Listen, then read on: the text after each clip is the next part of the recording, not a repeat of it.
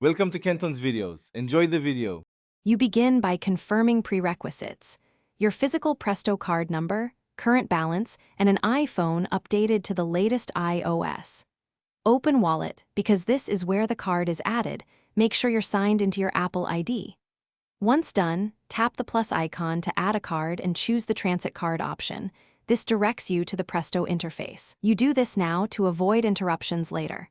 Connectivity and correct card info prevent errors during verification, so don't skip these first actions. Next, you'll input the card details. Type the 19-digit Presto card number exactly and double-check for typos. After you submit, the system verifies ownership. Expect an SMS or email code and enter it promptly. Make sure you grant Wallet the permissions it requests, because contactless transit relies on background NFC access.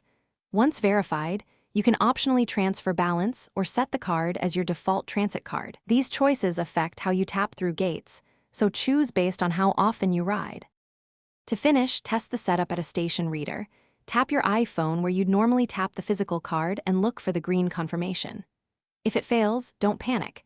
Make sure the card number was correct, your iPhone has network access, and wallet permissions are enabled.